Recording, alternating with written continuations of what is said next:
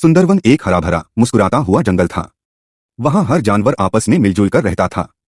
हंसी मस्ती और दोस्ती ही इस जंगल की असली पहचान थी।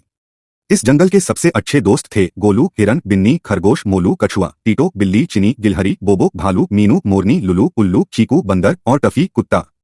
हर दिन की तरह सब अपने अपने कामों में लगे थे।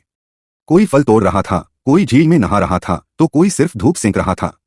लेकिन एक दिन जंगल में अचानक अफवाह फैल गई, पुराने बरगद के पेड़ के पास एक भूत देखा गया है। सबसे पहले यह खबर चिनी ने सुनी। वह झट से पेड़ों पर फुदकती हुई टफी के पास पहुंची। टफी भैया, तुमने सुना? पुराने बरगद के पास भूत है। टफी पहले तो हंसा, अरे जंगल में भूत कैसे आएगा? ये जरूर किसी की शरारत होगी। पर देखते ही देखते ये अफवाह आग की तरह पूरे जंगल में फैल गई। गोलू तो इतना डर गया कि उस रात अपनी मां के साथ ही सो गया। बिन्नी ने दरवाजे के सामने कांटों की बाड़ बना ली और टीटो ने तो अपनी पूंछ तक छुपा ली थी। अगली सुबह सब जानवर लुलू के पास पहुंचे। जंगल में लुलू को सबसे समझदार और चतुर माना जाता था। वह रात में उड़ता था, इसलिए उससे उम्मीद थी कि उसने कुछ देखा होगा। लुलू ने गंभीर आवाज में कहा, मैंने कुछ देखा है, कुछ सफेद चमकता हुआ। वो बरगद के पेड़ के पास मंडरा रहा था। सबकी सांसें थम गईं। क्या वाकई जंगल में भूत था? मोलू ने धीरे से कहा, हमें खुद जाकर देखना चाहिए। अगर सच में कोई भूत है तो हमें मिलकर उसका सामना करना होगा। डरने से कुछ नहीं होगा। सबने हिम्मत जुटाई।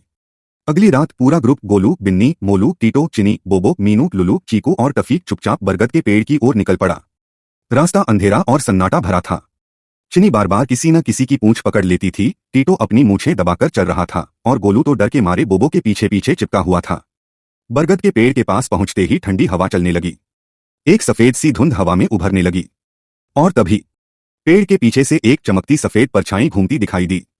भूत भूत, बिन्नी चिल्लाई और गोलू सीधा बोबो के ऊपर गिर पड़ा।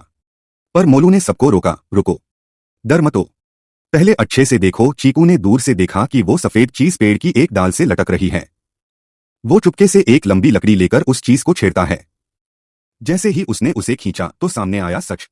वो कोई भूत नहीं बल्कि एक पुरानी सफेद चादर थी जो किसी शाखा से लटक रही थी। चादर में कांच के छोटे छोटे टुकड़े लगे थे जो चांदनी में चमक रहे थे। हवा चलने से चादर हिल रही थी और कांच की रोशनी अजीब सी परछाइयों में बदल रही थी। सब चौंक गए। तो ये था भूत, टीटो ने कहा। ये तो किसी की शरारत लगती है, बोबो ने हंसते हुए कहा। अब सवाल था ये किया किसने? लुलू ने कहा, कल रात मैंने कुछ बंदरों को यहाँ देखा था। शायद वे शहर से आए थे और यह सब उनके खेल का हिस्सा था। सब जानवर हंस पड़े। डर का जो पहाड़ उनके दिलों में बैठ गया था अब वो एक छोटा सा बादल बनकर उड़ गया।